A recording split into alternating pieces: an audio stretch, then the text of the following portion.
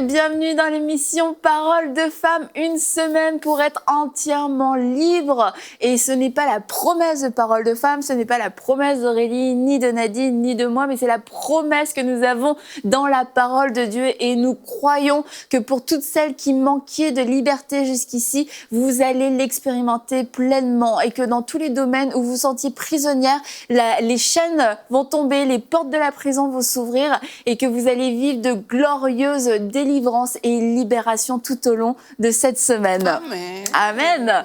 Et aujourd'hui, on va parler des émotions. Comment être libre de pouvoir exprimer ses émotions. Et ça peut sembler... si tu as envie d'être triste, tu es triste. Si tu as envie de rigoler, oui, tu peux pleurer, Aurélie. Ce serait une grande première, à la fois dans l'émission et dans ma vie personnelle. Mais voilà, c'est un bon exemple. Il y a des personnes dans notre entourage qu'on n'a peut-être jamais vues pleurer. Il y a des émotions que nous-mêmes, on hésite quelquefois à manifester ou on ne sait pas comment les manifester, quelquefois à cause de notre éducation, des blessures, du regard des autres. Mais Christ nous a aussi affranchis pour qu'on puisse être libre de façon dans nos émotions et qu'on puisse ne pas être prisonnier et ne pas refouler toutes sortes d'émotions qui finalement sont des vrais poisons, viennent nous étouffer et viennent étouffer la vie. Et aujourd'hui, on va tout d'abord se réconcilier avec nos émotions. On avait déjà fait toute une série, ou en tout cas une émission, je ne sais pas si on avait fait une série, peut-être une série sur l'âme. Et on avait vu que l'âme, qui était le siège de nos émotions, c'était de Dieu, c'était de Dieu. Donc les émotions ont leur place d'être dans nos vies et en tant qu'être humain, c'est normal qu'on ressent des choses, qu'on ait des émotions. Et je crois qu'on a longtemps véhiculé l'image que la femme, c'est des émotions, que la femme, c'est une boule d'émotions. Et on a véhiculé cette image de façon négative, en fait, que la femme, c'est des émotions, que des émotions, c'est de la faiblesse. Et je crois que ça a amené des gens à lutter avec ça, des femmes à lutter avec cet aspect émotif de leur personne. Mais comme tu dis, et comme la Bible le dit, en fait, l'émotion, c'est humain. Jésus lui-même, il a manifesté des émotions pendant qu'il était sur terre. Il a manifesté de la colère lorsqu'il était devant la table des changeurs, devant le temple. Il a manifesté de la tristesse, il a pleuré devant le tombeau de Lazare. Il a manifesté de la joie. Et donc, chacun d'entre nous avons des émotions et nous devons les manifester. Et je crois que c'est vraiment important d'abord nous-mêmes, comme tu dis, d'être réconciliés avec ça, d'être réconciliés avec le fait que j'ai des émotions, c'est pas de la faiblesse, ce n'est pas être une sous-personne. C'est tout à fait normal. Après, maintenant, comment je les exprime, et comme tu as dit, dépendamment de notre éducation, on nous a peut-être dit, il ne faut pas pleurer, il ne faut pas ceci, il ne faut pas trop rire, nanana. Ça nous a amené à réprimer des choses. Et là, on arrive qu'on est adulte et on ne peut pas exprimer toutes ces choses-là. On se sent comme un peu frustré, un peu coincé. Mais lorsque nous faisons ce travail dans la parole de Dieu, parce que le Seigneur nous montre que c'est tout à fait normal qu'on ait ces émotions, c'est après, maintenant, comment on va les exprimer, dans quel cadre on va les exprimer. C'est ça qui va venir par la suite. Mais le départ, c'est de dire que oui, c'est normal que j'ai de la joie, c'est normal que je souris, c'est normal que j'ai de la tristesse. Toutes ces émotions sont normales. Après, à quel moment est-ce qu'elles sont exprimées, c'est autre chose. Mais déjà, à la base, c'est tout à fait normal. Et le fait que j'ai des émotions ne fait pas de moi une personne faible, ne fait pas de moi une personne moindre. Je suis tout à fait un humain comme tout le monde. Et c'est normal que je les exprime. Et je dois les exprimer. Parce que si je ne le fais pas, je les réprime et elles vont se manifester. En tout cas, elles vont s'exprimer différemment et peut-être pas de la manière dont j'aurais souhaité dès le départ. Elles vont même s'exprimer quelquefois encore plus fortement lorsqu'elles sont à l'intérieur, parce que quelquefois, l'émotion a juste besoin d'être manifestée pour être libérée. Tu as de la tristesse, le fait de pleurer, de pleurer, d'avoir des larmes. Une larme, un truc liquide qui sort de tes yeux. De l'eau, il pleut de mes yeux. En fait, ça peut juste être extrêmement libérateur. Et le fait de vouloir le réprimer, de ne pas vouloir passer quelquefois par cette séance de larmes, en fait, ça va rendre la tristesse de plus en plus vivante. Elle va prendre de plus en plus de place. Et puis, plutôt que d'avoir pleuré un bon coup, ça aura duré quelques minutes, finalement, il y a tout un tas de pensées de découragement qui viennent, de dépression, d'attaques, etc. On se sent vraiment comme dans un nuage noir tout autour de nous, alors qu'une simple manifestation de cette tristesse, être autorisé, j'ai de la tristesse, j'admets, j'ai de la tristesse, j'ai envie de pleurer, je pleure, et quelquefois, en fait, ça suffit pour que l'émotion juste passe, et que c'était la manière qu'on avait de la processer. C'est pas vraiment ça. Ouais. Mais je voulais aussi dire que, en fait, tu sais, même le fait d'avoir des émotions, on a dit que des fois, ton éducation peut faire que, bon, il y a des émotions que tu ne t'autorises pas à véhiculer ou à exprimer. Je me rappelle, quand j'étais à l'université, on avait un cours de politique ou d'histoire du Parlement. Je ne sais plus, en tout cas, un cours qu'on avait... Est-ce que tu as validé ce cours? Oui, je l'ai validé. Je ne me rappelle plus c'était quoi le cours, mais en tout cas, c'était un cours vraiment sérieux. Et notre prof, c'était une femme. Et dans le cours, on n'avait que des hommes. Donc, j'étais la seule femme et puis la prof. C'était une petite classe. Et je me rappelle, un des élèves qui était dans la classe, il a dit, ben, tu vois, les femmes ne peuvent pas être en politique parce qu'elles sont émotives. Elles vont manquer de jugement, de partialité parce que ce sont des êtres émotionnels. Bon, du coup, déjà, c'est pas bien de faire la remarque alors que ta prof est une femme. Bon, c'était à lui. Mais tu vois, il le disait pas dans une manière de manquer de respect envers la prof ou envers moi. Mais c'était vraiment sa pensée, en fait. Et je crois que vraiment, il y a des choses où est-ce que nous-mêmes, il faut vraiment qu'on soit, même avant de rentrer, de dire oui, je dois exprimer tout ça, mais il faut qu'on se pose la question, quelle est ma perception de ces émotions-là? Est-ce que même, des fois, on ne s'autorise même pas à l'avoir? C'est que l'émotion, elle vient en moi, mais je ne m'autorise pas parce que je pense que si je la manifeste, voilà, c'est que je manque de jugement ou je suis légère ou peu importe. Donc, c'est important vraiment de faire ce travail parce que vraiment, comme on disait hier, il y a beaucoup, des fois, on aborde la parole dans les lunettes de notre éducation, les lunettes de notre passé, de notre environnement, ce qui est normal, entre guillemets, parce qu'on est influencé par ces choses-là. Mais vraiment, quand bien même on aborde ces choses-là, on a tout ça, il faut qu'on fasse le tri, qu'on mette table rase, puis on dit, qu'est-ce que tu dis? Et c'est le Seigneur qui va te dire, non, c'est correct pour toi, comme tu dis, tu as quelque chose qui te fait mal, c'est correct de relâcher ça par de la joie, par de la tristesse, peu importe, c'est correct. Et déjà, juste ce premier pas va vraiment faire toute la différence pour la suite. Quand tu parlais de politique tout à l'heure, moi, ça m'a fait penser un peu aussi aux femmes dans le ministère, parce qu'au début des églises que j'avais connues, même avant de donner ma vie au Seigneur, c'était des femmes de pasteurs, par exemple. Je les trouvais très sérieuses et qui ne s'autorisaient pas à avoir certaines émotions. Et justement, quand moi j'ai donné ma vie au Seigneur, une des choses qui m'a impressionnée, c'est que déjà, la femme du pasteur dans l'église où j'étais, mais parfois elle riait, parfois elle était plus ouverte, mais je n'avais pas connu ça avant. Et c'est important de voir qu'en tant que chrétien, comme on dit, on est des exemples. Et un exemple, quelqu'un qui montre l'exemple, c'est quelqu'un qui saura à quel moment exprimer son émotion. On n'est pas en train de dire que, voilà, si tu veux pleurer, tu vas pleurer n'importe où, etc. Non. Mais il faut connaître le moment où il faut s'ouvrir. J'ai lu Actes des Apôtres il n'y a pas longtemps, et là, il y a Paul, en fait, qui était en train il devait partir. Ouais. Et puis, les gens, ils l'ont accompagné, et puis ils ont prié ensemble, ils ont pleuré. Et puis, plus tard, quelques versets plus loin, pareil, alors qu'il devait prendre le bateau, il pleurait, et puis Paul leur a dit, mais qu'est-ce que vous êtes en train de vouloir faire à mon cœur, etc. Donc, quand tu lis, tu sens que c'est un moment qui était très émotif. Et on parle de Paul, on parle de... C'est quelqu'un qui, quand dans ses écrits, tu n'as pas l'impression qu'il est très doux, tu vois. Donc, on parle de Paul. Et puis là, c'est quelqu'un qui était dans le ministère, ancré et fort. Et là, tu te dis, mais il y a une place pour les émotions.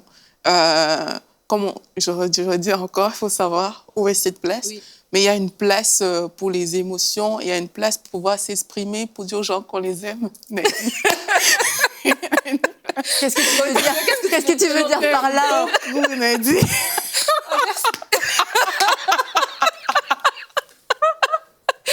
C'est beau, sur ce plateau. Dans tous les cas, il y a une place pour les émotions et on ne doit pas les rejeter, mais vraiment on doit pouvoir se le dire et sans que ce ne soit, ou exprimer ses émotions sans que ce ne soit quelque chose qui nous pèse. L'erreur serait vraiment de garder et que ça crée ce que tu disais, Annabelle. Mais il faut se connaître aussi. Il faut savoir que, OK, voici, je refoule certaines choses, mais peut-être je ne devrais pas. Et essayer peut-être auprès des bonnes personnes. Ouais. Mais tu vois, ce que tu dis, c'est super important quand on parle de la spiritualité, du côté spirituel. Il y a beaucoup de gens qui ont vraiment l'idée que, voilà, exprimer ses émotions, c'est pas spirituel. Et qu'il faut être très stoïque, très sobre. très, voilà, le visage fermé, etc. Mais comme tu dis, c'est important de savoir dans quel cadre l'exprimer. Et Joseph, ça m'a toujours frappé quand il voit ses frères. Ouais. Il rentre dans la chambre, il ferme la porte et il pleure. Il s'est donné le droit d'exprimer cette émotion-là, mais il s'est mis dans un cadre qui est favorable, en fait, pour qu'il puisse, un cadre d'intimité, pour qu'il puisse déverser cette émotion. Et je crois qu'il y a beaucoup de gens qui aujourd'hui sont peut-être des adultes et puis qui ont du mal à exprimer. Peut-être tu es un mari et ta femme, elle te dit, tu es distant, tu as du mal à... Il y a comme des caps, des sentiments que tu n'exprimes pas ou vice-versa. Mais je crois qu'il y a des fois aussi des moments où est-ce que tu as exprimé peut-être une émotion, mais tu as été comme rabroué. Mettons, tu as pleuré et puis on t'a dit, non, on a ri. On a ri, ouais, on s'est moqué de toi. Et du coup, au lieu de te dire, en fait, c'était juste ce cadre-là, ces gens-là, ils n'étaient pas les personnes à qui j'aurais dû montrer cette émotion, tu te dis, ah non, c'est cette émotion qui est mauvaise. Et donc, du coup, tu bloques par rapport à, voilà, à ce que tu ressens. Et ça, c'est vraiment important de faire ce ménage-là parce qu'après, sinon, comme tu dis, on garde des choses et puis après, ça nous amène dans d'autres problèmes ailleurs, alors que c'est juste une question d'avoir un cadre propice, un cadre sécuritaire dans lequel on peut juste déverser cette émotion. Si on sait d'où ça vient, je pense que c'est important. Parce que moi, je sais aussi que dans certaines cultures, comme beaucoup en Afrique de l'Ouest, il y a des personnes qui n'ont pas grandi avec « j'exprime mes émotions à mon père », par exemple. Tu ne peux pas parler à papa, tu ne peux pas venir pleurer devant lui. Ça ne se fait pas. Ça ne se fait juste pas, en fait. Et ces personnes, elles ont grandi et elles savent que c'est comme ça, en fait. Et tu fais peur à tes enfants parce que tu es trop dur, tu es fermé. On ne voit pas en toi quelqu'un vers qui on peut venir se confier parce que tu ne dégages pas ce truc, ces émotions, tu ne les dégages pas, en fait. Et peut-être même aussi certaines mamans en sont arrivées là, où les difficultés de la vie aussi parfois font que tu n'arrives plus à exprimer tes émotions. Voilà, tu es brûlé, tu as déjà passé par telle chose, il n'y a plus rien qui peut te faire mal. Tu as barricadé ton cœur comme ça. Et puis, du coup, tu ne veux plus exprimer tes émotions. Donc, c'est important de se dire, mais d'où ça vient, en fait, ce truc-là? Est-ce que ça vient de la façon dont j'ai grandi, du fait que, voilà, à la maison, il n'y avait pas de trucs émotifs, etc. Ou alors, est-ce que la vie m'a tellement fait mal que j'ai décidé de mettre une barrière sur mon cœur au point de dire, en tout cas, maintenant, j'ai assez pleuré avec toi, tu ne verras plus jamais mes larmes. C'est bon comme ça, je me suis endurcie. Donc, c'est bon de savoir ça vient d'où. Et lorsqu'on sait que, OK, ce point, ça vient spécifiquement de cette situation-là. On peut agresser cette situation. Il y a même des personnes peut-être les parents, ils grandissent aussi, ils vieillissent et tout. Certains vont peut-être aller parler à leurs parents. C'est cette fois-là, ils vont peut-être pleurer. C'est cette fois-là où les émotions vont peut-être sortir. D'autres, ils auront juste à pardonner aussi pour que les choses du cœur qui sont parfois lourdes, que des expériences passées, elles ont peut-être à pardonner. Et là, ça va prendre aussi de relâcher une bonne dose d'émotion et vraiment s'arranger à ce que notre entourage ne subisse pas notre dureté, le manque d'affection, le manque d'émotion. Vraiment se mettre dans des conditions où on sait que je ne veux pas que mon entourage subisse le fait que moi, je n'exprime pas mes émotions. Et, je me souviens, une fille, elle pleurait et quand elle pleurait, sa mère disait... Elle disait, je viens de mettre une claque, comme ça tu vas savoir pourquoi tu pleures. Mais bon, sur le coup, j'étais plus jeune, donc ça m'avait fait beaucoup rire. Mais maintenant, en y repensant, en étant moi-même mère, je me dis, qu'est-ce que ça peut provoquer dans le cœur d'un enfant? Si tu pleures et que tu n'as pas vraiment une raison vraiment valable de pleurer, tu vas te prendre une claque, comme ça tu vas savoir pourquoi tu vas pleurer. Est-ce que ça te met dans un environnement où tu peux te dire, je peux manifester de la tristesse, je peux manifester un chagrin, ou alors le message qu'on renvoie, c'est sois fort, tais-toi, marche et avance. Et on peut le faire de façon vraiment inconsciente parce que personne ne veut brimer ses enfants dans ses émotions, mais c'est facile et c'est tentant de le faire. Et je dis pas d'être non plus aux aguets de toutes les émotions de nos enfants, mais c'est que les enfants ont besoin d'exprimer leurs émotions et d'un enfant à l'autre, ça peut vraiment être changeant. Il y a des enfants qui vont peut-être être plus comment on dit, raccrocher, raccorder, relier à leurs émotions, qui vont avoir plus dès tout jeune, ils vont avoir une plus grande sensibilité. Quand ils ont de la tristesse, ils ont vraiment de la tristesse, mais quand ils sont contents, ils sont vraiment contents, et ils sont pas indifférents en fait aux situations de la vie. Et en fait, c'est la manière dont Dieu les a fait. Il faut les aider justement à ce que ces émotions ne viennent pas les tuer, mais qu'ils puissent s'en servir comme un tremplin dans la vie, qu'ils puissent comprendre que c'est super, c'est un cadeau de Dieu, et pas brimer ses émotions parce que c'est une bonne chose. Et quand moi je pense à Dieu, je me dis Dieu a un cœur, Dieu expérimente de la joie, Dieu expérimente de la tristesse, des déceptions aussi, les émotions et les sentiments, il en a. Et moi c'est quelque chose qui me touche vraiment de la part de Dieu, parce que je me dis il m'aime, et ça ça fait partie aussi des émotions. Il m'aime, et dans cet amour-là, il pense des choses de moi, il dit des choses de moi, il a des projets pour moi, et ça le rend beaucoup plus proche, beaucoup plus réel. C'est un vrai père, et c'est pas un Dieu lointain. Et s'il n'avait pas toutes ces émotions, c'est sûr que ce serait comme une espèce d'entité ou je sais pas quoi. Mais là, le fait de savoir qu'il a des émotions, qu'il a des sentiments qui manifestent envers nous, tu te dis c'est normal aussi que nous on en ait. On va pas être plus Dieu que Dieu, en fait, plus spirituel que Dieu l'est. Et quelquefois, c'est vrai que parce qu'on a véhiculé l'image de la femme qui est faible parce qu'elle est sensible, on a aussi véhiculé l'image un chrétien qui a des émotions, c'est un chrétien qui est faible, un chrétien qui n'est pas spirituel, qui ne connaît pas la foi, qui ne connaît pas l'autorité. Il y a une différence entre savoir manifester ses émotions, avoir la maturité de le faire, et puis aussi se laisser submerger par les émotions, et que là, les émotions deviennent plus forts que la vérité de la parole de Dieu, et qu'on n'arrive pas à surpasser, à aller au-delà de nos émotions pour croire, à aller au-delà de nos émotions pour obéir. C'est là, et c'est comme plein de choses, c'est là où il faut faire attention. La parole de Dieu, comme toutes les autres choses dans notre vie, doit rester l'autorité suprême, en fait.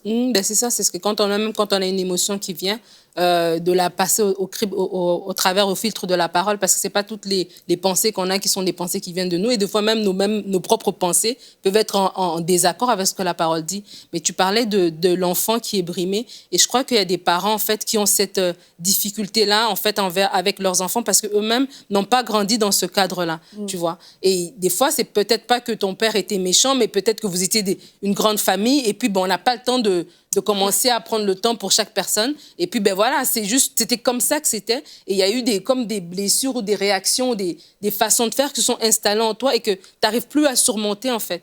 Mais la Bible dit dans Hébreu que la parole est cette épée à double tranchant, qu'elle vient elle vient vraiment séparer la jointure de la moelle. Et je crois vraiment que si on s'assoit avec la parole de Dieu, qu'on la laisse nous guérir, parce Dieu guérit les cœurs, et qu'elle peut vraiment nous guérir par rapport à ce qu'on a vécu, notre passé, et c'est pour ça qu'il s'appelle passé. C'est parce qu'il est derrière nous.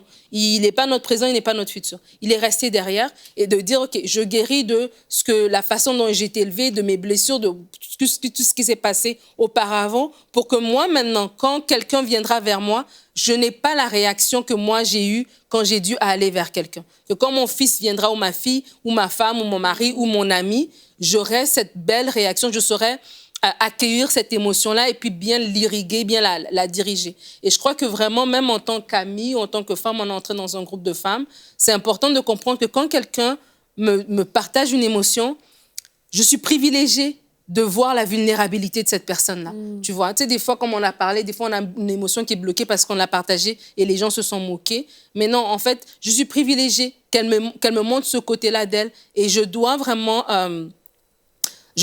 le chérir, c'est ce moment, et vraiment le faire de la bonne manière pour laisser la personne s'exprimer, pas la rabrouer, comme tu dis, en disant t'es chrétien, tu devrais pas, nanana. Non, on a un côté émotionnel, on laisse la personne s'exprimer, et puis après, oui, si on peut l'encourager, si on peut la fortifier, on peut l'exhorter, gloire à Dieu, mais sur le coup, on laisse cette personne-là, et c'est un privilège de voir l'émotion de quelqu'un d'autre. C'est un privilège que quelqu'un ouvre son cœur à toi. Et vraiment, j'encourage vraiment chacune d'entre nous d'être ces personnes-là de confiance à qui je peux venir devant toi, puis je peux te montrer mon émotion, et je ne serai pas trahie. Tu ne vas pas parler dans mon dos, tu ne vas pas me regarder de haut, tu ne vas pas changer ton regard envers moi, mais tu vas vraiment juste m'accueillir dans ce moment-là, dans ce cadre-là, qui dure 1 minute, qui dure 5 minutes, qui dure 1 journée, mais peu importe. Et puis après, ça finit, tu vois.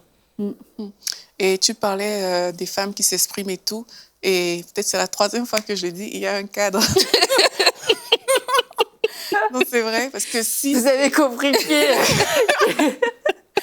comment on vit nos émotions, nous, en tout cas. Si ton lieu de travail, tu passes ta journée à pleurer, Oui, il y a un problème. Si, je sais pas, il y a... c'est pour ça que... J'aime ce que tu dis, Nadine. Hein. Et c'est pour ça que... Oui, mais de toute manière, bien. tu aimes Nadine, tu l'as dit tout à l'heure. Beaucoup de tout mon cœur. Oh. C'est aussi pour ça que c'est bien de travailler avec l'Esprit de Dieu, vraiment. Même qu'on parle d'émotions, des choses comme ça, on va dire que non, les sentiments et tout, on met peut-être le Saint-Esprit à côté.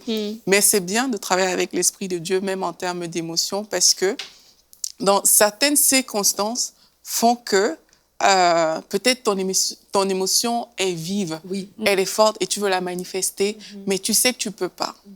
Donc là, on est en train de dire, soyons libres dans nos émotions, mais on dit aussi, soyons sages dans ce qu'on va faire. Donc, l'émotion est là, mais tu sais que tu peux pas. C'est comme, il y a parfois, moi j'ai déjà vu ça, hein, où il y a peut-être un cas où on vient annoncer une nouvelle qui est très grave. Tu vas voir que peut-être le père, lui, il sait qu'il doit soutenir sa femme, ses enfants, tout ça, etc.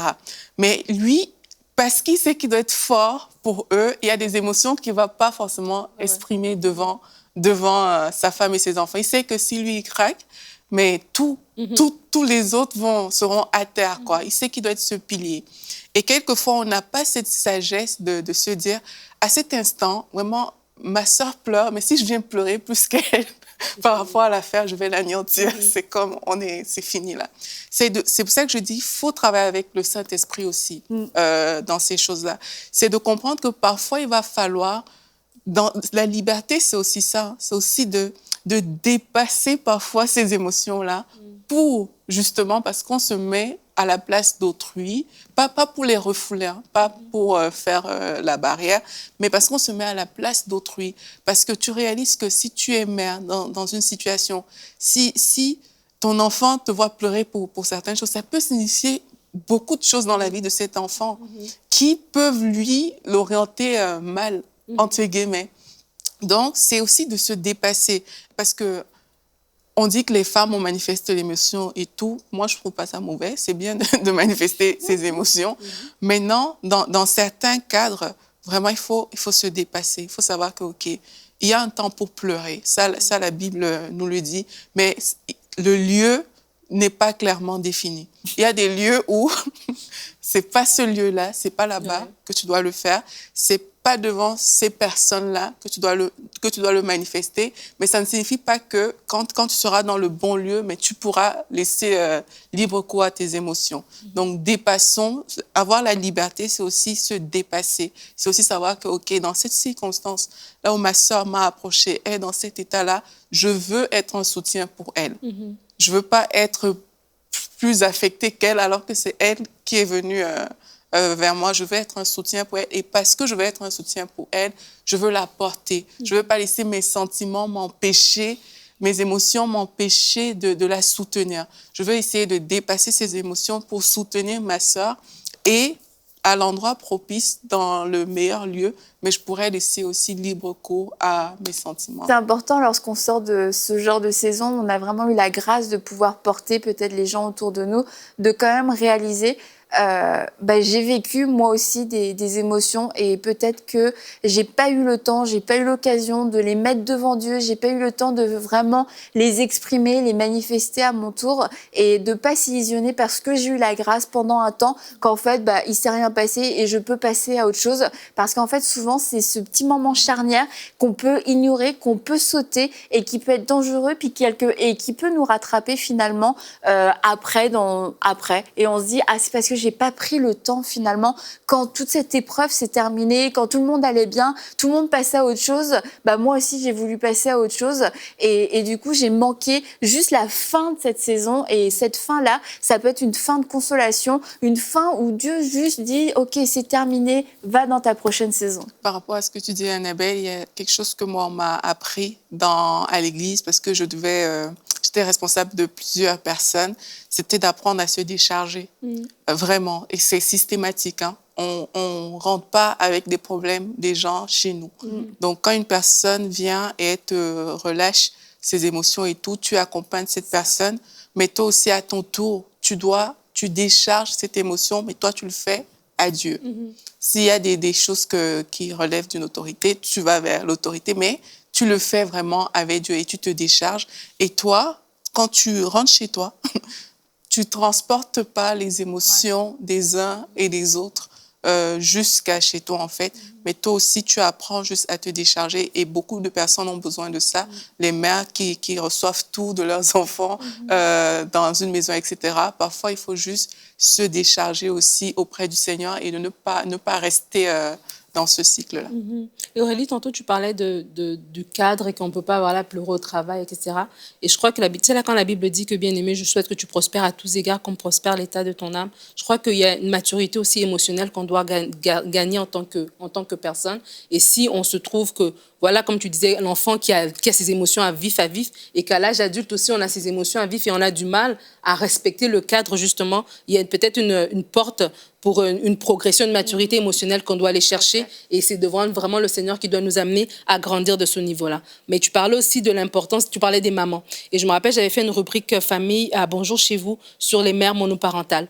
Et je disais dans cette rubrique, je pense que c'est le psaume 6, qui parle que la nuit, ma couche est inondée de mes larmes. Et je parlais qu'en fait, les mamans, surtout les mamans monoparentales, parce que tu n'as pas un autre adulte, tu n'as pas un autre vis-à-vis à qui tu peux déverser ton émotion. Et comme tu disais, si tu pleures devant ton enfant, tu vas le faire peur, tu vois, il va peut-être se dire, oh là là, la situation est vraiment grave, etc. Donc, tu n'as personne, mais Dieu est là. Et vraiment, la nuit, c'est un autre cadre encore, ou sur ton lit, où tu peux vraiment, avant de dormir, tu peux décharger. La Bible dit qu'on décharge sur lui tous nos soucis. Tous ces soucis-là peuvent être vraiment déposés à ses pieds. Et si tu n'as pas cette personne, ce vis-à-vis, cette personne, ce cadre, peut-être même des amis, un endroit où tu peux être vulnérable et tu peux décharger ses émotions, ben le Seigneur, il est disponible. Et tu peux vraiment devant lui déposer ces choses-là pour pouvoir, dans ton rôle de maman, continuer. Parce que ce n'est pas évident, c'est beaucoup de choses à porter et tu es seule à les porter. Et vraiment, j'invite ces mamans monoparentales à faire cela, à décharger leurs soucis au pied du Seigneur. Et pour terminer cette émission, j'aimerais vraiment vous encourager, si vous êtes une maman, à dire à vos enfants que vous les aimez, à leur dire je t'aime ma fille, je t'aime mon fils, et aussi à le dire à votre propre mère, à votre propre père, s'ils sont encore vivants, profitez de cette grâce qu'ils soient encore là auprès de vous pour pouvoir le leur dire, même si eux n'ont peut-être jamais réussi à vous le dire. Je crois que ce serait extrêmement libérateur, et ce serait peut-être plus libérateur d'aller leur dire avant, et que ça crée ça vienne briser en fait peut-être cette froideur qu'il y a eu dans votre famille à cause de l'éducation, et que vous puissiez dans votre famille avec vos enfants expérimenter une nouvelle liberté, et dont cette liberté de pouvoir exprimer librement votre amour et votre affection les uns envers les autres. Alors je vous dis à demain pour une prochaine émission de Paroles de Femmes, et nous vous aimons.